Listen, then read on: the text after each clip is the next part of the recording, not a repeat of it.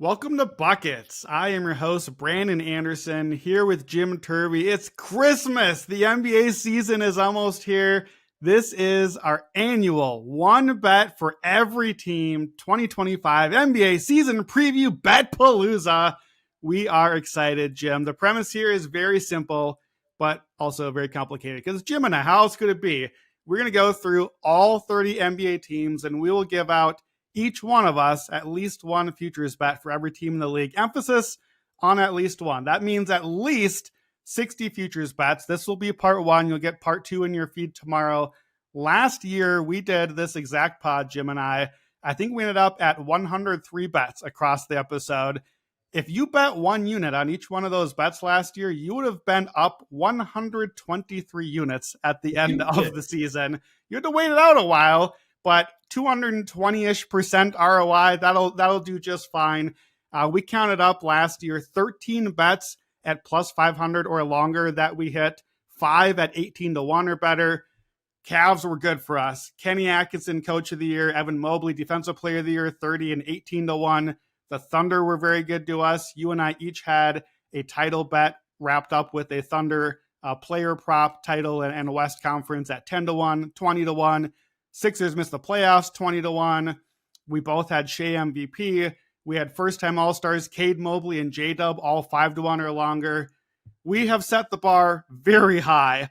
We have a lot of bets. We're going long on a lot of these and taking some shots here. And we shot well last year, Jim. Welcome. How can we possibly live up to last year's Bet-A-PALOOZA? Yeah, we did set the bar pretty high. I'm not going to promise a 200+% ROI this season. I do think this is, I think you and at least I want to speak for you. This is maybe my favorite podcast of the year. Really kind of, was talking to producer Eddie before of like just getting so freaking deep in the weeds and just like going through every bet imaginable, every book imaginable. I also have been super swamped leading up to this. So I haven't been on buckets like Sunday nights for a couple of weeks. So I have all these bets saved up that I'm just jonesing to give out. You're going to see them in the app. I'm going to post them overnight. So as you're listening to this, make sure you have the notifications on. Hopefully already I'm going to be posting these in there.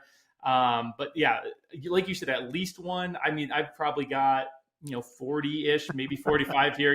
I think you've even got more than I have. So there are going to be a lot of bets coming at people very fast. So yeah, I know we already are short on time, so I won't tally too much longer, and we can get right into it. Yeah, a lot of my bets, if you've listened, this is, of course, apparently Brandon week at Buckets. So this is my 4th episode of the week.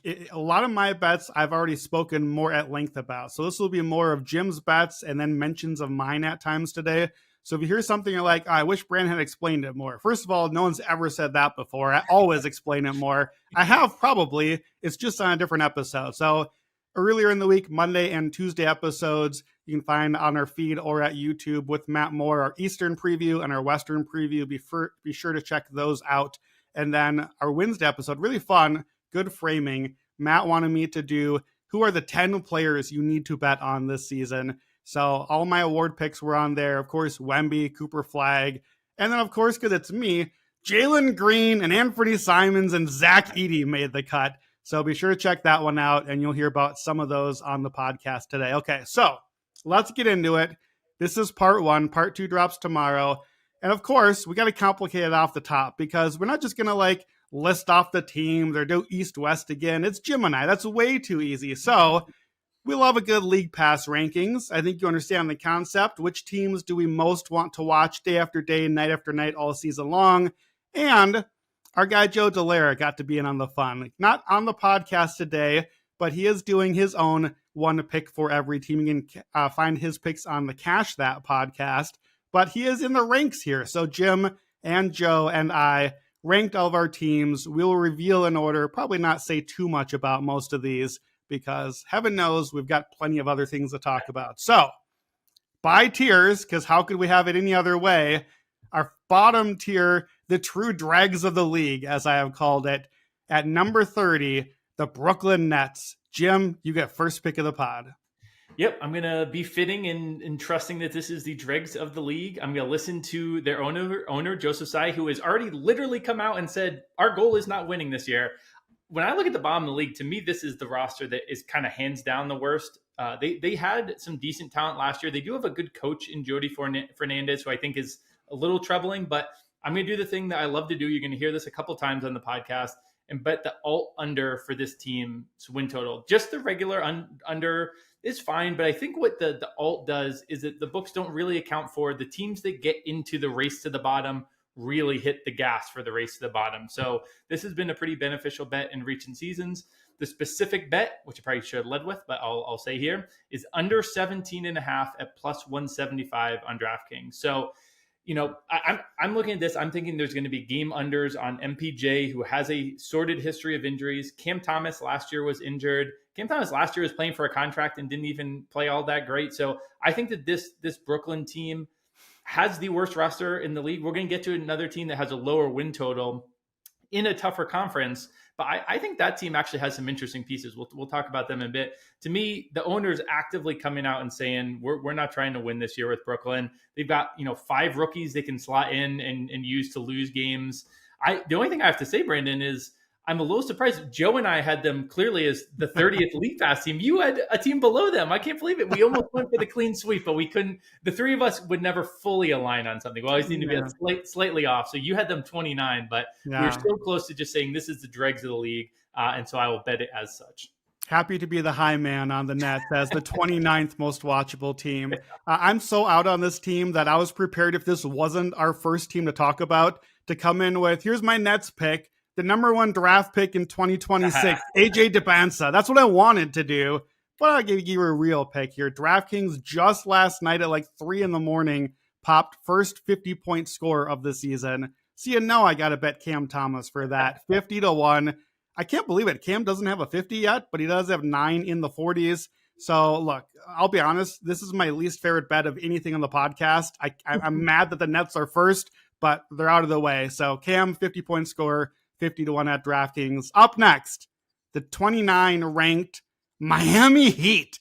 Get the Heat out of here. We hate the Heat watching just as much as we hate the Nets. They're like one spot above, bottom 3 for all 3 of us. But I think we kind of sort of like the team actually from a betting standpoint.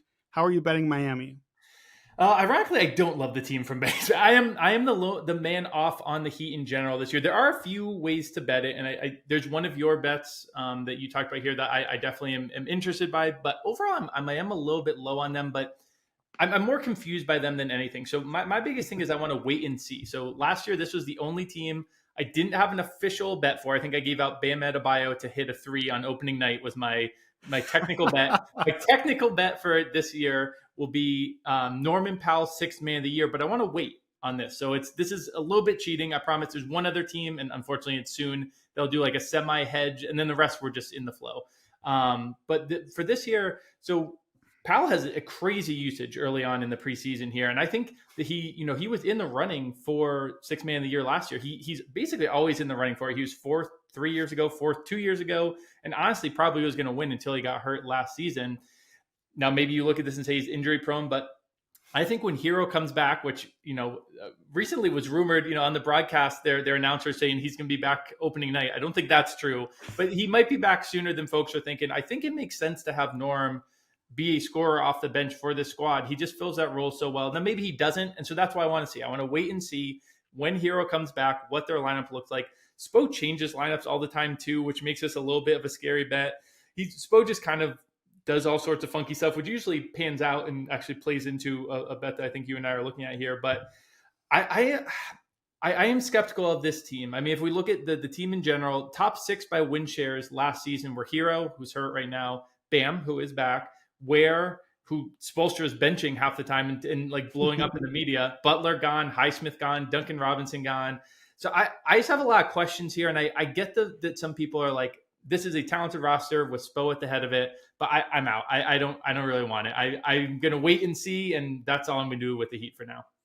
I don't even know if I think this is a talented roster. This just feels like a Heat culture roster. I just think this screams Heat culture in a wide open East. We all know you want your sleeper in the East this year. So we're taking both of us. I know some shots at possible sleeper teams.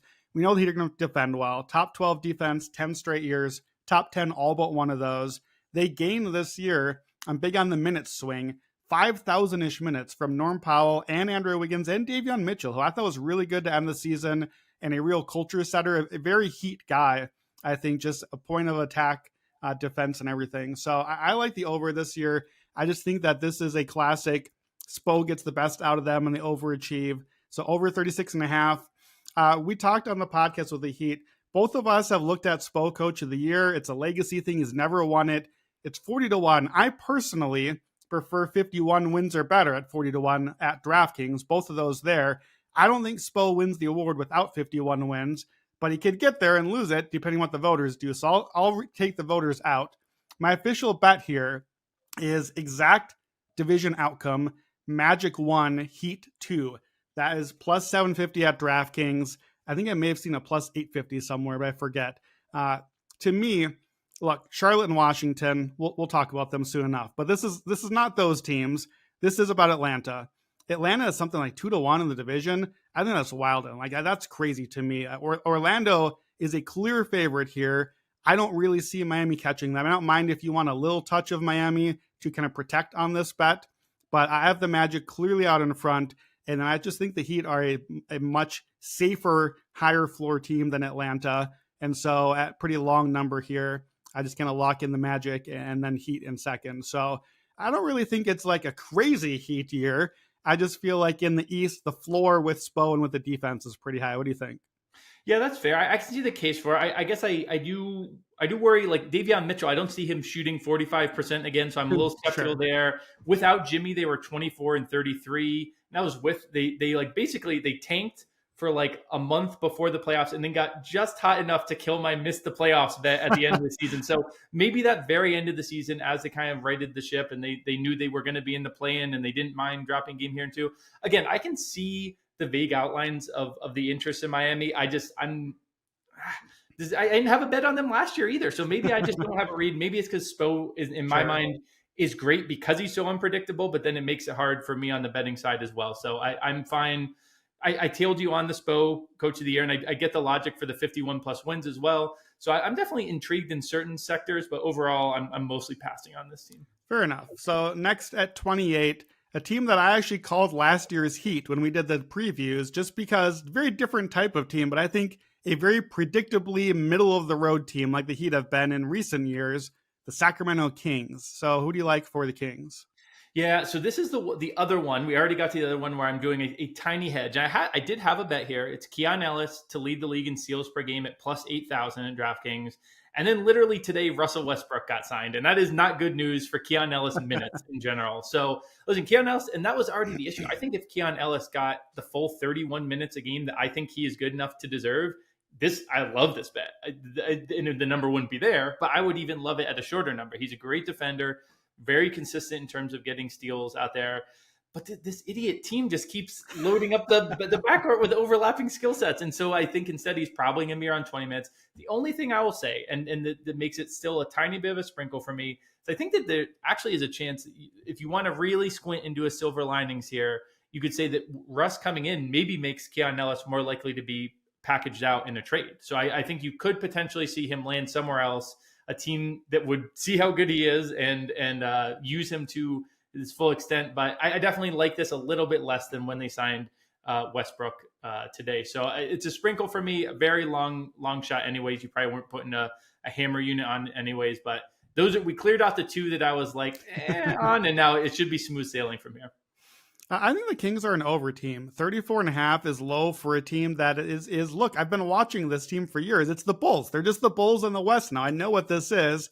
It's Zach LaVine, DeMar DeRozan, Sabonis, now Russ. I don't know what the heck you're doing. I don't know what the plan is, but I've seen all of this before, and it kind of works. Like, it works for the thing I least want it to work for, but all these guys, I think, don't play well together, but they do give you a high floor. And I just think offensively, this team ranks 7th, 13th, and 1st the last 3 years. So I have them top 7 offensively. Again, if you have a top 7 offense, you're probably a 500 squad. You're probably going to be at least in the fringe of the play-in race. So I think an over team, I think honestly too, I can't really imagine this, but the number is good.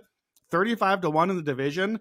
It's crazy, but I have it like 7 or 8%. So that's like double the possibility there. Officially, the bet is this: Kings 40 wins and Sabonis 12 rebounds a game. It's plus 255 at DraftKings. I have the Kings basically 500. So I have them at those 40 wins. Sabonis 12 rebounds is pretty much free, barring a trade or something. He's been close to 14 the last couple of years and led the league, I think, 3 straight years. We'll get back to Sabonis rebounding later, but not my favorite here either with the Kings. Let's keep it moving. Next tier up, 2 other teams at the bottom of the league. My number 30 team, but not quite there. This is our tier 6 tanks for nothing. Number 27, the Utah Jazz. You had the Jazz 21st. They almost made it out of the bottom 10. Why do you want to watch the Jazz? Dude, I'm interested in this team. This was the team when I did my first run on win totals. I had them, like my first draft win total was 14. And I was so out on this team. And I started to get like, you know what? I'm very sensible. I kind of like that 3-point shot. Oh, Lauri Markkanen, pretty good at Euro Cup. Oh, Ace Bailey, talent-wise. And I like what how the coach is setting him up in preseason. I'm talking myself in. I got 3 Jazz bets. I can't believe that we're here, but I'm interested in watching them. I think there is like the thing that I probably overweigh, but I definitely weigh, and I think it has been beneficial in the past, is depth. And this team's bench lineup is actually pretty good. They kind of go 10 deep of NBA players. Isaiah Collier is going to be the backup point guard. Kyle Filipowski is going to be the backup power forward. They don't have good players by any stretch of imagination, but they have a lot of just kind of like, I think that's an NBA guy. And last year they didn't have that because that's an NBA guy they would take off of and they would bench. And they got into some trouble for it last year. So I think that they are going to be a little bit less aggressive this year.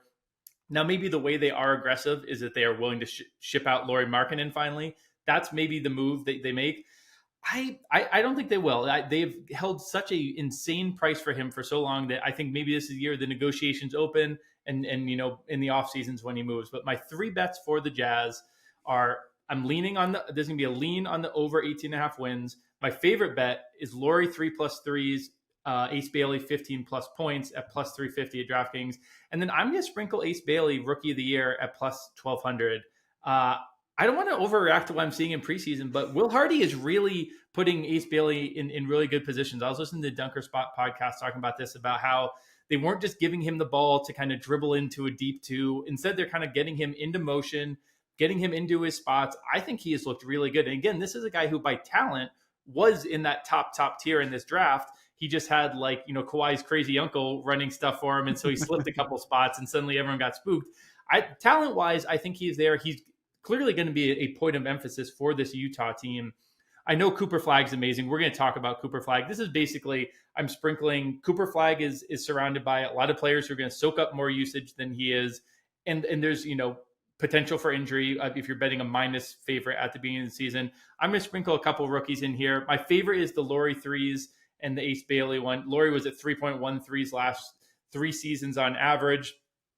We have over at Roto Grinders, we have Bailey projected for over 15. So this is 2 things that we have projected to hit. Now, obviously, they're not. If each is 60%, you get like basically a 1/3 implied there. But at plus 350, I think the number is really good. The worry might be, Lauri gets traded, but again, I don't think that's happening this year. So I'm interested in Utah. 21 was maybe a bit aggressive on the league pass, but I kind of think they'll be a fun watch at least to start the year. That was a lot of Jazz talk. So congrats to our Utah fans out there. Producer David Payne will be so excited when he gets to this. I'm just going to really play a line play here. Walker Kessler rebounding at BetMGM. There's just a couple of bad prices up. So he averaged 12.2 rebounds a game in 30 minutes last year. 12 rebounds is plus 300 at BetMGM. I see a minus 225 elsewhere. So that's really just a line shop for me. And then also rebounding leader for him, same book, 20-1 at MGM. He's like 6 or 7-1 elsewhere. So if he did get up to 34 minutes a game, that would pace to about 14 and put him strongly in play. I don't think he's gonna. I don't think Walker Kessler has that in him, but he's clearly a good rebounder. We'll see even if he's on the Jazz at the end of the season and what that would mean for these. But I just think those are bad numbers. So numbers play more than anything. Number 26 team, the Washington Wizards, another team that you are ready to fade all the way down. Yeah, I'll keep this one much briefer. I'm much lower on their league pass. Well, actually, league pass wise, I was kind of close. I think this is a next year team. I think this is, me and Matt Moore are going to be marching arm in arm in the streets next year, trying to hit Wizards like division bets. But this year, I'm going to do the same thing I did with the Brooklyn Nets. I'm going to hit their all under 17.5. They have a pick that they want to keep protected. I think they will make sure that gets done this year. there's some talent there, but I think CJ is a perfect trade candidate. I heard, Houston floated out there by the Ringer folks today. I thought that was pretty interesting. I just think the pieces get sold off. Really young guys, tanking doesn't need to get much deeper than that. I'm going with the rookie here. Trey Johnson, plus 550 at DraftKings, first team all rookie. Look, Cooper Flag is a lock, but besides that, I don't know if there are any other locks. Dylan Harper, number 2 pick, limited role with San Antonio. VJ Edgecombe, similarly, probably not going to get a ton of shots up necessarily. Trey Johnson going to get his shots up. This is why Ace Bailey wanted to go to Washington, right? Because there's plenty of shots to go around. You just mentioned they're probably going to trade or release or whatever McCollum and Chris Middleton at some point. So I think he's the sort of guy that'll make like the late season push. All rookie is terrible. Like there's like 3 good rookies, and then it's just like, well, I don't know who had good numbers this year. And by good, I mean scored a lot of points, right? That's all that this ever really means. So I just think plus 550 is a little too long there. Can I hop in real quick? Just say that I really like that bet, and I would love it if these markets, the all rookie isn't going to stay up all year. I'd really love it if we could bet this in like January when it's probably plus 1,200, because I think you're 100% right. He's going to hit the turbo in the second half. I might even look at him at rookie of the year at the midway point if Cooper's tweaked an ankle or something, because I'm with you on the Trey interest, and I'm tailing that bet and only wish we could get it a little later in the year. Yeah, I was going to say a similar thing with Ace Bailey, to be honest. Like, I think if you want rookie of the year for either of these guys, I think Cooper is going to be like so good, so quickly, and so in the media spotlight that he's going to quickly become this like balloon minus number. And then you'll be able to get long odds, like similar to Wemby with defensive player of the year last year, where it just was like him and everybody else gets these crazy numbers. Like, okay, well, you have to bet on the other options now because that's just how, sports, weird stuff happens, guys get hurt, whatever. So I agree. Rookie of the year, you'll be able to bet later. All defense or all rookie team, I think, is a now or never. So, frankly, I was glad for this to pop up because I was struggling to find interest in Washington otherwise. We kind of got our worst teams out of the way here. I think we've got pretty much every other team left. We've got better stuff for. Before we get to the next team, don't forget to sign up for Action Pro to get immediate notifications when Action Experts track their bets. The Bet-A-PALOOZA, man, you want the notifications because these are some long, weird, niche markets, and some of these are going to move like the instant these notifications come out from Jim and I. So right now you can use promo code Buckets20 for $20 off an annual subscription for Action Pro. Be sure to get that. You can follow all our guys at Buckets, all the other sports. October is like Sportsmageddon. It's everything happening right now. Jim's monitoring baseball lineups. I got football picks coming tomorrow. It's everything is happening. Hockey starts soon. Soccer every weekend. So yeah, be sure to follow Action Pro if you can. Next up, Tier 5. I called this all basketball is good basketball, except for those 5 teams we just got rid of. Number 25, the Los Angeles Clippers. I was horrified to find out I'm high on the Clippers of the 3 of us. I don't want to talk about it. What's your Clippers bet? Well, we should clarify. You're high on them league pass wise. I'm high on them betting wise because my 2 bets are over 47.5 wins at Bet Rivers plus 100 and to win the division plus 160 at DraftKings. So this is partially interest in the Clippers. I think this team is very deep. I have talked about this a bit on Buckets Sunday night there. The depth, they go too deep with. I think you said a similar thing. I was chuckling when I was listening to you and Matt preview them. Like their bench unit, I think could probably be in the play-in in the Eastern Conference, and then you've got starters of James Harden, Kawhi Leonard, Ivica Zubac, and even Bradley Beal there. And it's a bit of a fate of the Lakers and Warriors. We'll get to these teams who are higher in our league pass ranks. I don't know if I have the Lakers higher personally. We'll talk about that when we get there. But I just think Lakers are already starting off hurt. The Warriors, listen, I'm going to want Warriors title stuff if they're healthy. But, man, that is a really old team that I think is not going to prioritize the regular season. The Clippers, I think, are just going to stumble into prioritizing the regular season because they basically have like 1-for-1 replacements in there on the bench. They've got Chris Paul on the bench. They got John Collins on the bench. This team is so insanely deep. Now, are the vibes off? Yes, 100%. Is there weird stuff lingering over them? And Kawhi theoretically could get suspended? 100%.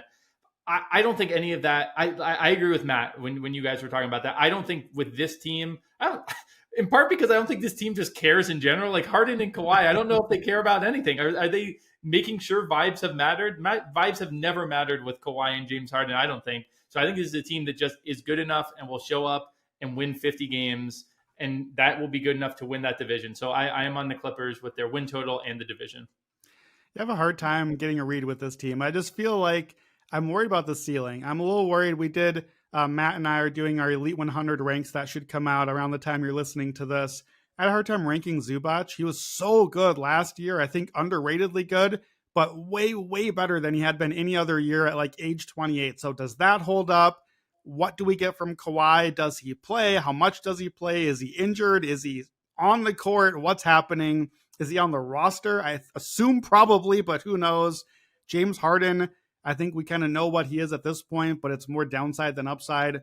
I feel like it's confusing because there's clearly so much floor with all the dudes, but then the ceiling I just don't buy into. So I don't mind like a plus 350 to miss the playoffs just in case the Kawhi thing hangs over it and they kind of stay around the 5, 6, 7, 8 seed and then just flame out in the play-in. I'm kind of copping out with my bet. I'm going to take at DraftKings. You can bet on which team will have the best overall, or which division will have the best overall record. I'm going to take the Pacific. That's the Clippers division. That's Clippers, Lakers, Warriors, Kings, Suns. Is that it? Is that the 5? Right. We love our divisions. So the point is, not even really a Clippers bet. I think similar to the Clippers, it's a high floor division. I don't think anyone is terrible. I think the Suns are worse than the other 4, but I don't think they're terrible. And comparatively, every other division has either the Jazz, the Wizards, the Nets, and I think, we'll get there, Pelicans and Bulls. This division doesn't have what I think is a weak link, and I don't think there's necessarily elite teams, but 4, maybe 5 teams that I think they're going to kind of push toward playoffs. So plus 500 for Pacific winningest division. Up next, a team that we most recently saw playing in an actual NBA game. My, how the times have changed. The Indiana Pacers. I still think the Pacers should be watchable just on style of play. You have them bottom 5 in your rankings, and you and I are both very down on this team this season. Yeah, this was one we need to talk much about League Pass, but when I look back, I was like, that's a little harsh. This will still be kind of a fun team, but yeah, I am down on them, unfortunately, and I think both of us are down on them in part because we're so high on Halliburton, yes. And his impact on this is so essential. So I'm doing the alt win under 38.5, and I'm taking them last in the division, which we will talk about in a second. Why I'm doing that, plus 275 at ESPN. I think this is one of the things we laugh about when we bet is like, okay, this is the smart thing the team will do. Oh, wait, they didn't do it. I think Indiana and Boston, who we'll talk about in a bit, are the smart team that will do the smart thing. And I know that, Rick Carlisle and Joe Mazzulla are 2 of the most competitive, smart guys. So maybe this is dangerous and we're falling right in the trap again. But I do think that there is a bigger picture view of this where you give Benedict Mathurin and Ryan Nembhard all of the usage and minutes, and maybe that's actually not that good. It's like with Halliburton off, I do think those 2 guys with a bigger spotlight are not going to be all that successful of a pairing in the backcourt there. They lost Miles Turner, which I think is sneaky a pretty big deal. Listen, I love Jay Huff, wahoo wah. I'm going to be driving the bandwagon for any Virginia player in the NBA. That is a not good. That is a big drop off to go from Miles Turner to Jay Huff or Isaiah Jackson, whoever they do go with at the center spot. I just have a lot of questions on this team, and I think that there is a path to them starting slow and being, let's get the draft pick this year. We traded back. We got lucky in the timing of the trade back for the draft pick, and we're gonna hit the soft tank. You could be in the play-in. You could win 38 games and be in the play-in, give yourself a shot. And still hit this all under. So I'm definitely out on the Pacers this year. Yeah, I think the numbers are key here. We're basically in lockstep here. I've already kind of made my case against the Pacers, but you lose 4,500 minutes of Halliburton and Turner and just really no replacements. Like the replacements are Jay Huff and Isaiah Jackson and Cam Jones and Ben Shepherd. Like these are the replacements. I think too, the cascading effect of, okay, no Halliburton, but now what does Nembhard have to do? And no TJ McConnell will start the year. So now who's playing those minutes? And who's filling in for the guys who are filling in? And how does that go? And for a team that just had 2 deep playoff runs and exhausting playoff runs, like full court pressing and pressure. And look, quite frankly, the thing that tore Halliburton's Achilles because of how much they were exerting, putting into all of that, we now see a whole season of what that is going to play out for as well. So I'm also on the under 38.5. And then I actually prefer under or 31 wins or less is plus 400 at DraftKings. I like that better than your last in the division, in part because the other team, which we'll get to next. But I think they could go 31 or less and not be last in the division. I think that's in play, and it's a better number, so plus 400. But this is a team you and I both have been very high on in recent seasons because of Halliburton. We'll probably be back maybe next year, at least the year after, once he's shown healthy again. But for now, we are out. And you are in on the next team. My Chicago Bulls at number 23. Imagine that. How did we put them at Michael Jordan number? You're a sicko on this. Joe and I have no interest watching this team. I can't even watch them. They're like blacked out local here because nobody gets the channel that they're on in Chicagoland. You have them 13th, and you have like 700 Bulls bets. So I'm just going to give you the floor. Go. I truly cannot believe that I am here. And listen, this was the biggest gap in the league pass. Was Joe had them 27th, I had them 13th. I found them more than twice as watchable as Joe. I'm interested. And to me, it just comes back to the number. Like, I'm not actually, like, if interested is the wrong word because I'm not interested in the Bulls. I mean, I do have them 13th, so I guess I'm vaguely interested. But here's the thing. This was a pretty good team last year. After they made kind of their midseason trade, sent Levine out, this team was 19-16 with a plus 0.7 net rating. They've got Matas Buzela, so I think is ready to break out. They've got Josh Giddey, who like kind of made a breakout, and as a regular season player, I want to clarify, I think has like another level to him. Kobe White was amazing down the stretch. Vucevic has just, if you bet like yearly props, just like look at this dude. He's the most projectable human alive. He puts up the same stats every year. Are they amazing? No. Are they decent? Yeah, totally. The bench is good. They've got Trey Jones, Kevin Huerter, Ayo Dosunmu, Jalen Smith. Even the guys down at 12 and 13, Dalen Terry, guys like that, who were in the rotation last year when they were making that kind of decent last year. This was a 39-win team last year. Now, I think Pythag had them 37, but we're getting a win total of 31 and a half. I didn't come into this offseason wanting to be on the Bulls, and I saw these win totals. I said over 36 and a half. So to just repeat their Pythag from last year in an East that lost a lot of talent is plus 240. I have to hit that.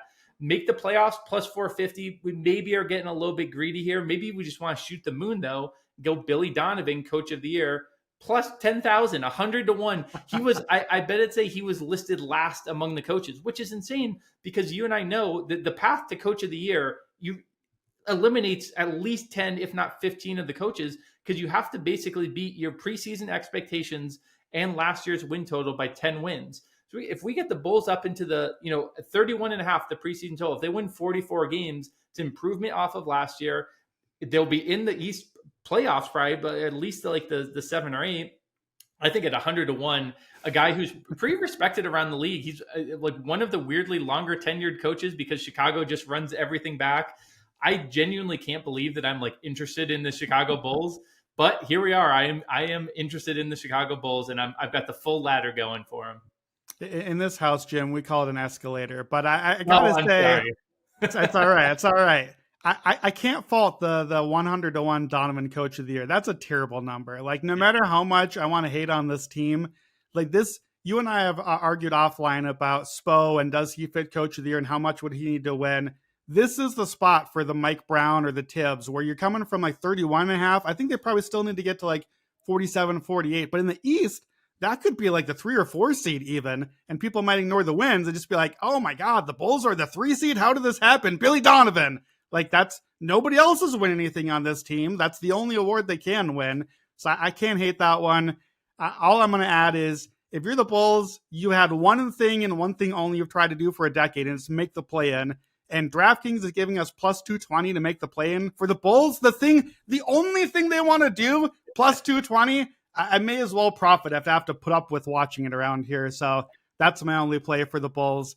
I think you made a pretty good case, to be honest. I don't want to talk about it anymore. All right, next up, we're staying in the division. Indiana, Chicago, and now Milwaukee, number 22, the Bucks.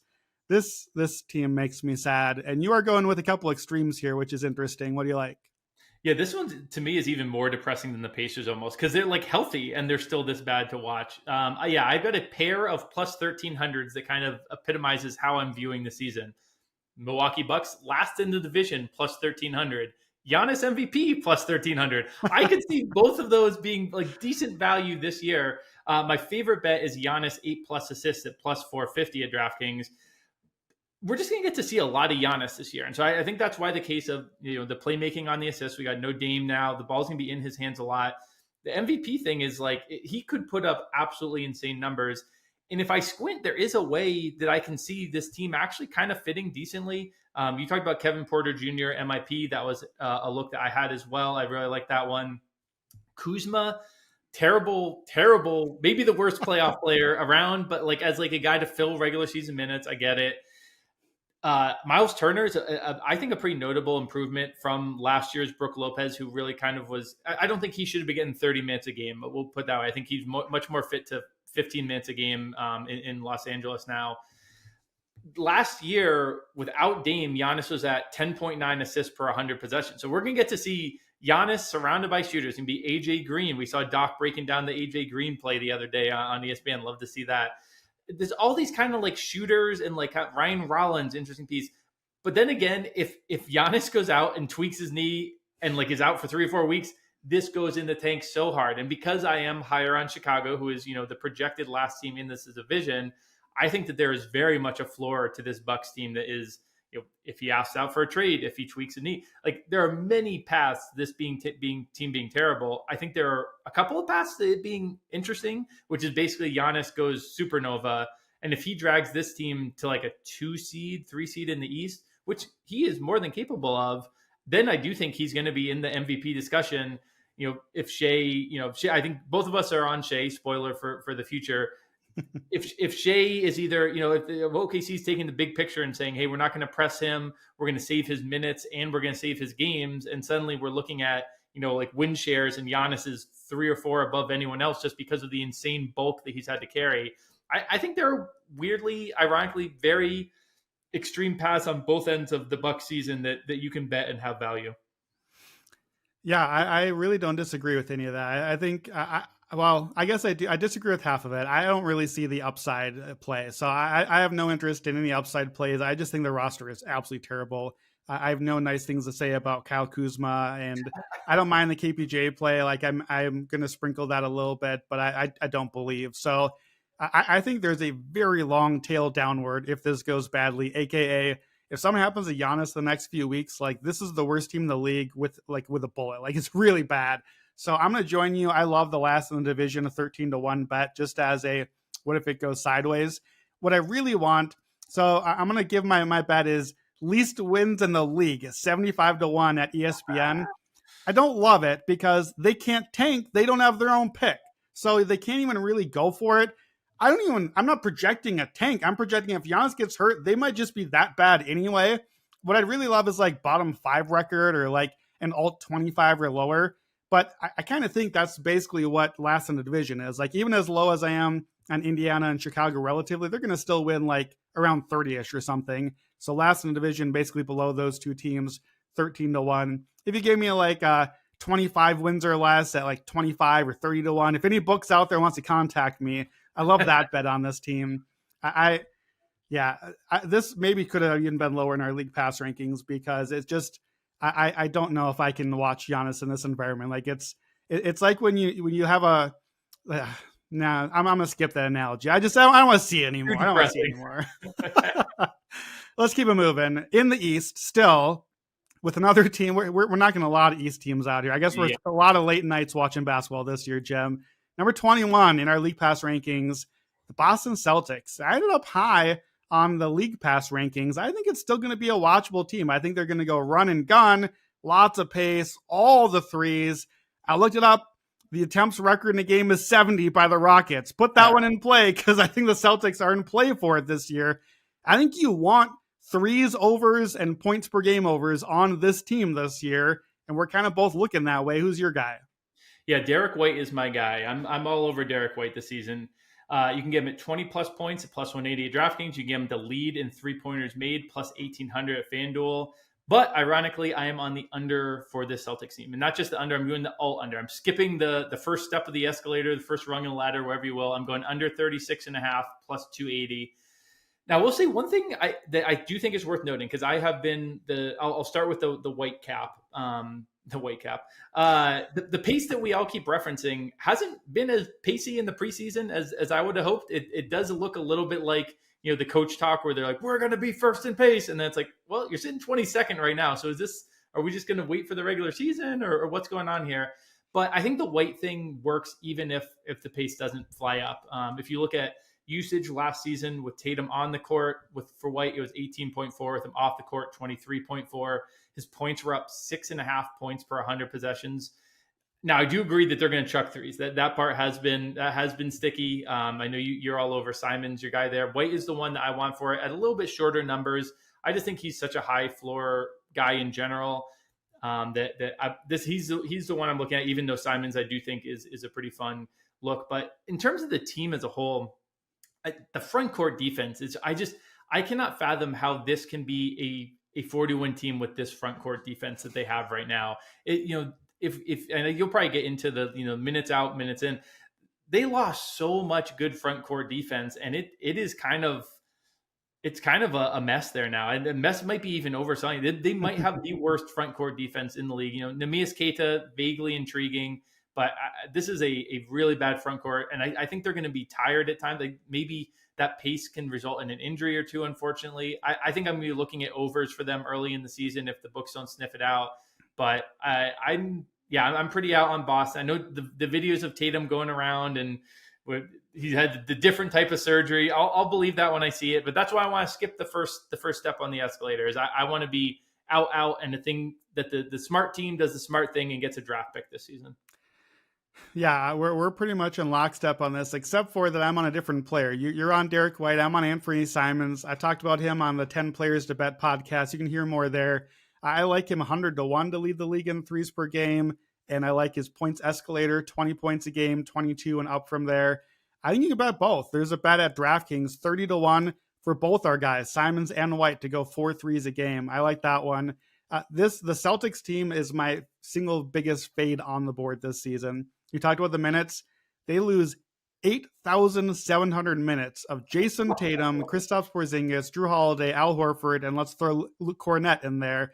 Good. For the record, that's 44% of their minutes from last season. And combined, that's 44 minutes of a 3.1 BPM player with a plus 14 net rating. That's what's lost from this team, replaced by Anthony Simons, and that's it. More Hauser, more Queta, more Garza, more Shireman. That's what we're trading in for these guys. It is just a huge, huge drop-off. I think Missoula can maybe cheat with the offense a little bit and still find a little bit of respect there. I think the defensive drop is going to be massive. This is a top 7 defense, 7 of the last 8 years. I have this now bottom 10 offense and defense, just right on the edge. I project the Celtics at 30 wins. So I'm taking everything. Under 42.5. Miss playoffs is plus 185, and I'm with you on the 36 or less, plus 280 at DraftKings. I have them 27 to 36 wins. So 36 is at the high end of my possible range for them. That's not even, to me, projecting a tank, which I agree. I think that they will lean that direction when they see what I think is inevitable. That's just the talent level on the team being so much down from last year. And look, I don't think either one of us said his name, but you wanted to see a Jaylen Brown best player team, you're about to find out. And I think you know what Jim and I think of what that team is going to look like. On the flip side, a team that I'm excited about in the East, the Toronto Raptors come in at number 20 in our rankings. Look, this is a team, I think this maybe is our team. A couple years ago, we were both in on the Pacers as our big sleeper team, and look where they went. I think the Raptors maybe are our team this year. You go first. Yeah, I'm on the regular over 38.5 minus 105 Caesars, and I'm at 45 plus 320 at 365 as well. We've talked about how much to weigh like second half of the season stats, and that they were an elite defense the second half of the season, really even like the second 60% of the season.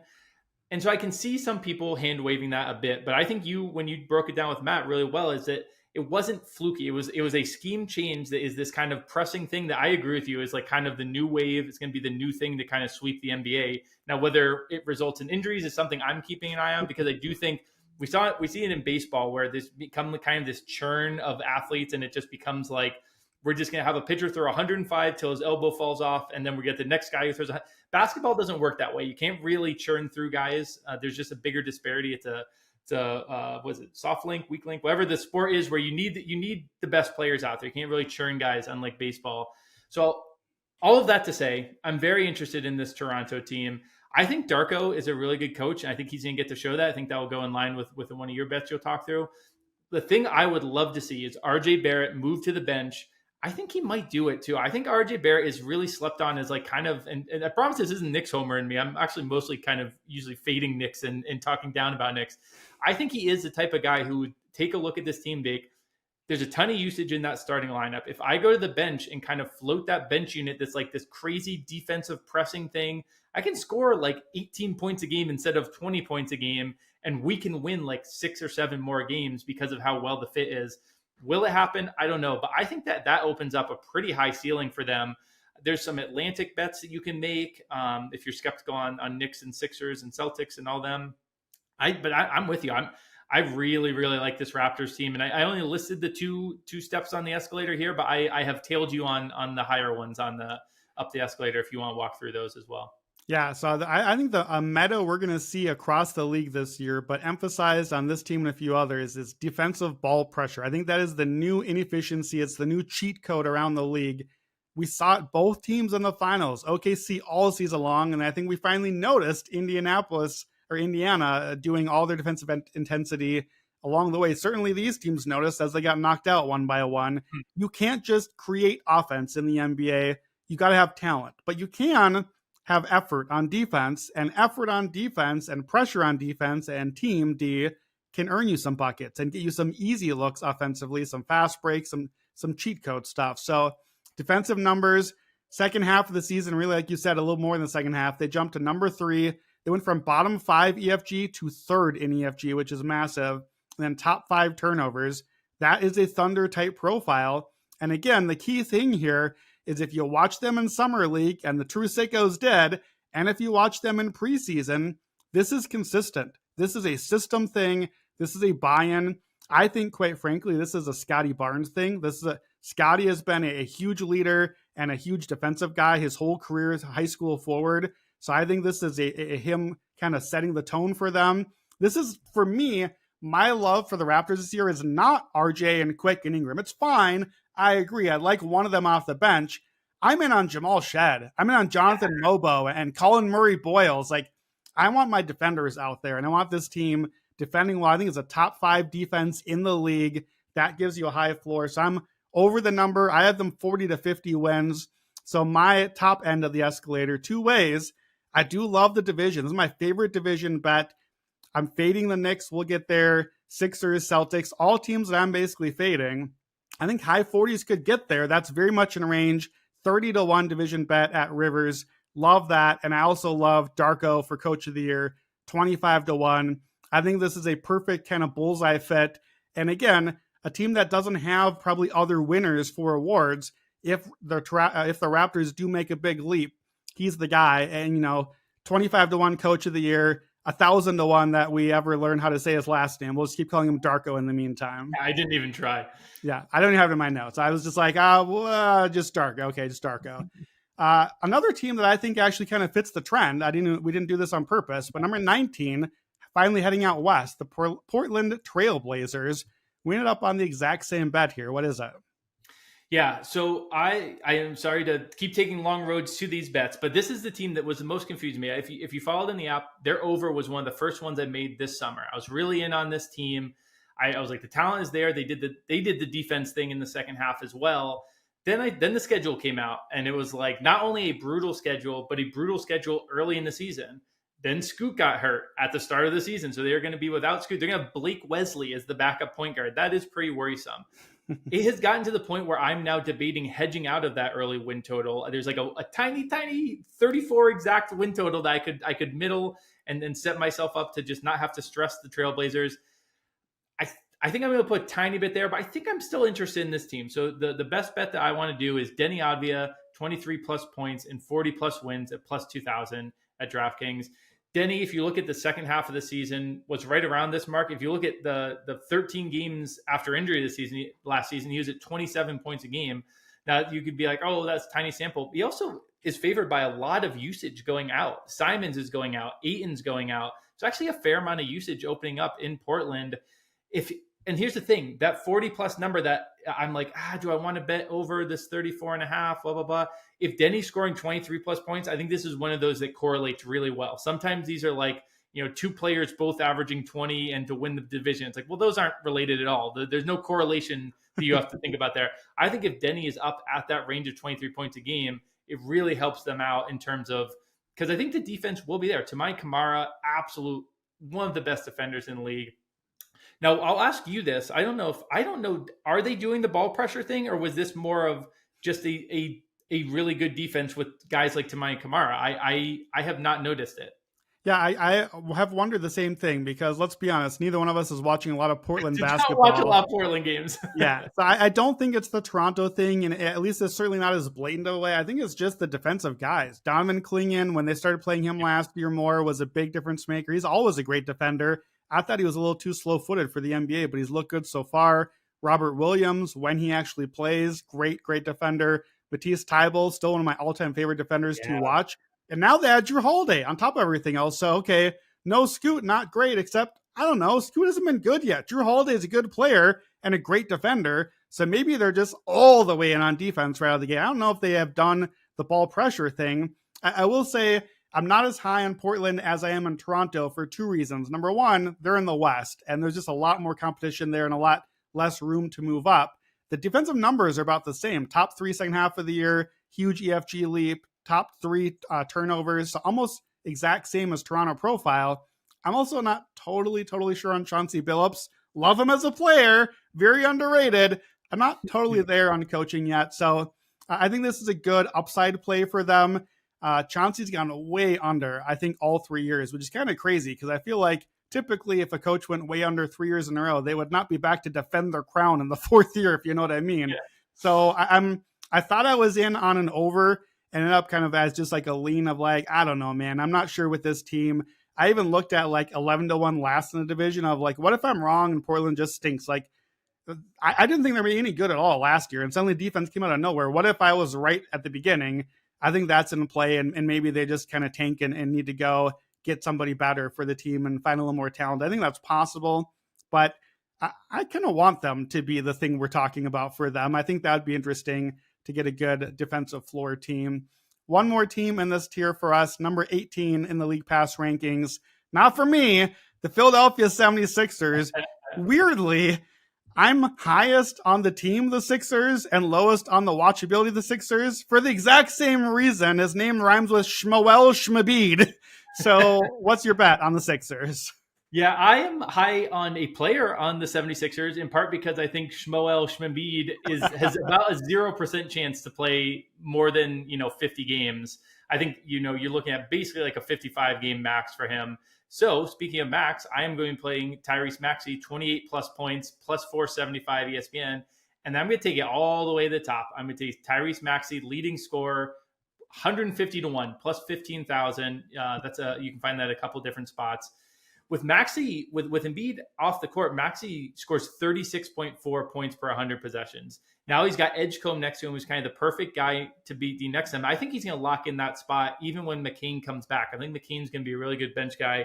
Might even be looking at him as sixth man, depending on where he lands when he does come back. But Edgecombe's going to allow him to have tons of usage. Paul George, his role in Philadelphia was not a high usage guy. There's not really all that much usage on his team. Maxey, when he is playing, and last year he missed games, but that to me stood out as like, all right, we're trying to hit the tank. This is a guy who's actually been pretty healthy most of his career. I think he might be among the league leaders in minutes per game. If he is getting the usage he is, the minutes he is, and I think the stars are going to be, very in and out of the lineup.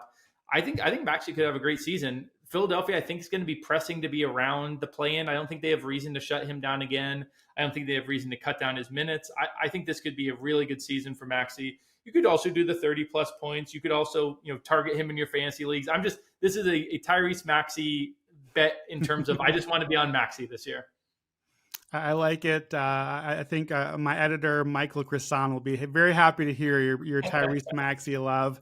I'm going to keep it simple with the Joel Embiid bet. At DraftKings, plus 140 for 28 points and 10 rebounds a game. Here's the key on this one. I don't need to tell you why the numbers would be there. He hit that 4 straight years before last year. Last year was playing hurt when he did play. In the fine comments, you got to play 41 games for this bet. Otherwise, it just gets canceled. All right, great. If he plays 41, it's because he's healthy enough to actually be good and hit the numbers. If he doesn't, I didn't want the bet anyway. So great. Let's make sure and screenshot that one, please. Get my details in there, get my bet in, and get out. I wanted extremes on this team, either highs or lows, and books just aren't really offering it because I think they got burned on a lot of the extremes last year. So I don't have too much else on the Sixers. And I still think, generally speaking, the upside, I still am not ready to give up on Embiid or Paul George for dead like most seem to be. I think that there's more about this team in a wide open East that's interesting than people are kind of letting on, but I may be wrong, and maybe those guys are just cooked at this point. So we'll see. I still have kind of a stray eye on them, so maybe we'll have an in-season bet. Let's do a couple more, and then we'll flip over to part 2. Next up, tier 4. This is we're right in the middle now. These are our biggest league pass disagreements. So number 17 is the Phoenix Suns. I was high on Suns from watchability. I kind of surprised myself. You and Joe both had 20th or lower. I think, to me, this is a bet on Jordan Ott from a watchability standpoint. Former Cavs assistant, now their head coach. Cavs last year, pace, movement, lots of threes. That's exactly what I want from this Suns team. The Cavs had 6 guys average double-digit threes per 36. Suns 0. We finally might get some of the Suns shooting threes, which don't listen to the podcast last year. It's definitely not the thing I said about Bud last year. It's definitely not exactly what I said last year. Word. But I think with this new type of roster and this team, I think they could be kind of sneaky fun to watch. What's your bet on Phoenix? Phoenix is kind of my Bulls West, and I don't mean that as an insult this time. Usually that is directly an insult. I'm interested in the Suns.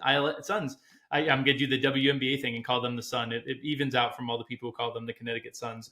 So the Phoenix Suns, I'm taking over 30.5 minus 220 DraftKings. I'm taking my favorite one of the bunch to make the play-in at plus 375. You can find Booker 8+ assists at plus 250. I don't mind a sprinkle on Booker points as well. And then the top rung, the top step, Jordan Ott, Coach of the Year, is another one who's out there at about 100-1, which seems crazy to me because the path is right there for Ott. The narrative is right there. And I think this team, we're all interested. Me, you, and Matt are all on the Suns. What could possibly go wrong in the last 12 calendar months when the three of us all love the Suns?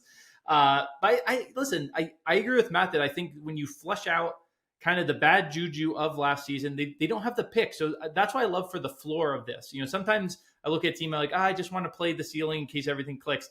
I just don't think they're going to be all that bad. Like, Ishbia still has the new owner thing. He's still one of the newer owners. I think he's going to push for wins, push to see what he's got here. And I think it's kind of an interesting roster. Love Devin Booker. I've always been the highest on him. So it makes sense that, a Devin Booker team through and through, I'm going to be probably too high on. But, Jalen Green is going to come here. He's going to take shots. We're going to see what he can do. The bigs, Mark Williams, if he can stay healthy, I think is actually a pretty decent overall player. On the wings, you've got guys like Royce O'Neal, Chris Dunn, Grayson Allen, who all kind of complement each other pretty well skill set wise.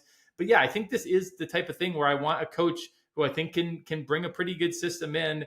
And I mixed with the juju reset. I'm interested in the Suns. Again, what could possibly go wrong with all three of us on the Suns? Yeah, well, you're calling them Bulls West. I think I'm going to say maybe they're Celtics West. I like the pace and threes idea. So instead of Anthony Simons, I guess I'm going with Jalen Green here. My 2 guys this year against all odds. Jalen Green, age 23. Like, it seems like he's been around the league a long time, but this was always going to take this long for him to break out if it was going to happen. Like, his style of game was going to take a while, and now you get chip on his shoulder, new system, hopefully a little bit better spacing. And Houston was really not a great environment for offense there. And then KD and Beal are gone. That's 44 points a game up for grabs, and probably more factoring in the pace. So Green, 21 points a game last year, 3 of 8 threes.